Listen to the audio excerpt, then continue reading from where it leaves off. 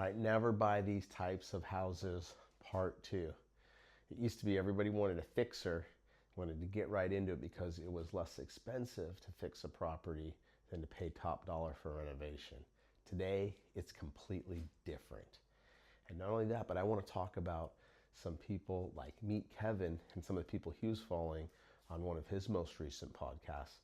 And they were talking about the 1990s and the early 2000s builds as being some of the best buy and hold properties. Just people want to buy and own a rental because they don't have properties that have issues like this.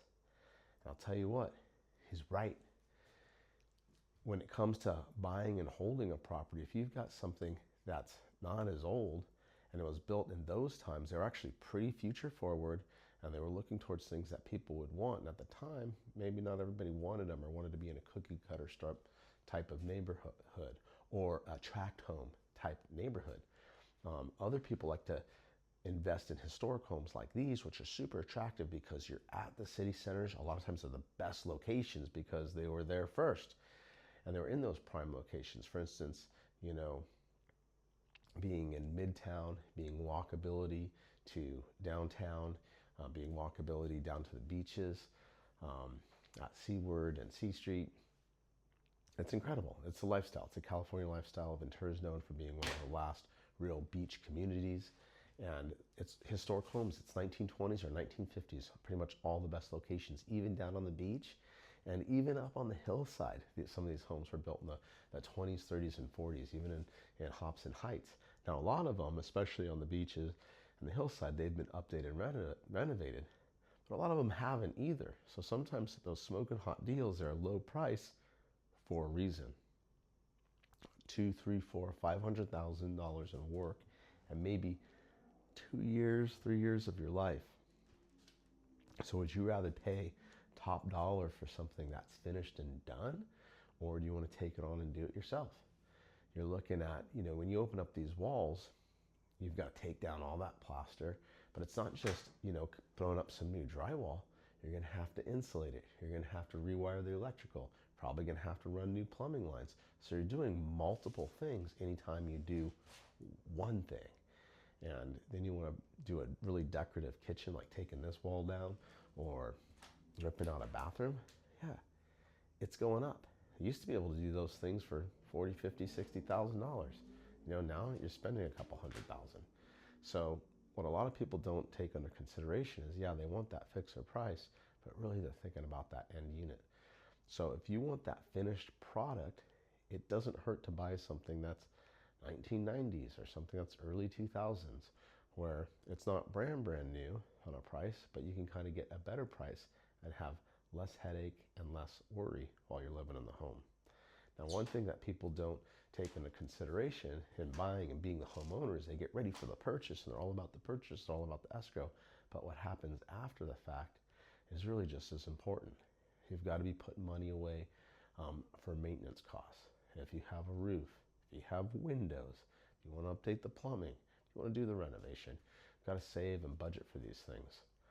You've also got costs of insurance are going up.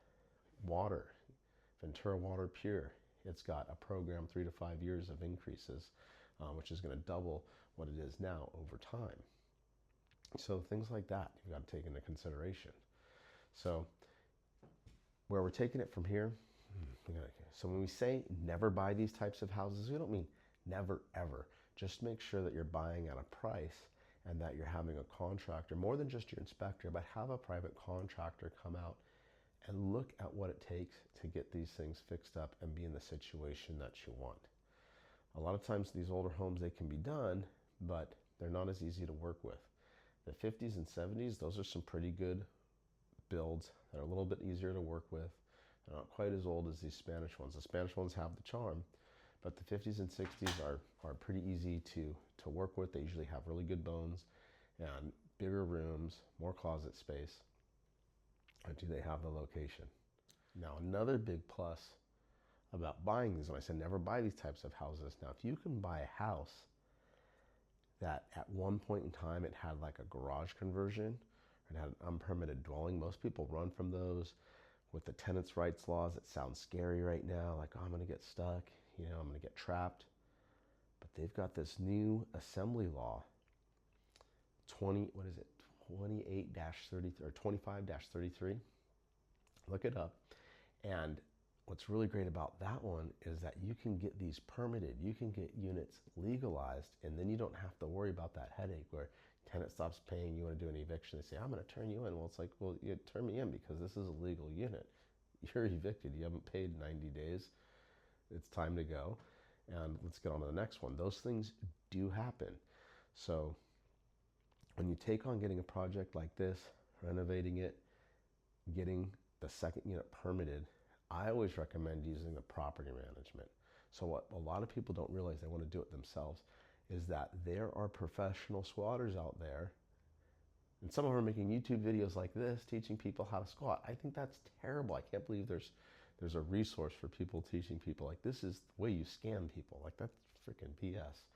So, you know, it irks me a ton that people are strategizing that, and they have these, you know, these strategies of how to prolong living somewhere and staying somewhere and squatting while you've got someone who's like losing out on their ability to pay their mortgage. It's really taking advantage of someone who's providing the house. Government's not providing the house. So, and a lot of times it's these mom and pops. It's not these big hedge funds. No, because they're using property management. They're not getting stuck with that person in the first place. You know who those squatters are looking after? They're looking after that sole pop that maybe they only have 1 or 2 rentals, or it's their first rental, and you know, they want to pay that 6 or 7% or whatever it is to the property managers. But property managements know how to vet. They really, really do. So if you guys are looking in to get that game, there's still opportunity in California, still a lot of opportunity in Ventura. And if you're looking to first-time home buy, let's say, oh, I don't want to be a landlord, I just want to own. That rule is a big rule to understand, that new SB 2533, because if you know that a property had a dwelling and it's kind of a gray area and you want to take on and get it permitted, that can really help you qualify to afford that property. And you can get all that done during escrow. Some people say, oh, you can't, it'll take too long. It's like, well, why not? If both parties are in agreement, we can do it in writing. So if you guys want help on how to structure something like that, you can DM me, you can text me, you can call me, you can email me. Information's everywhere. I'm an open book. People have been reaching out a lot lately, which is really, you know, it feels good making these videos that people are willing to reach out, make those calls, and we're making progress. We're making things happen. So thanks so much for watching, and we'll see you guys soon.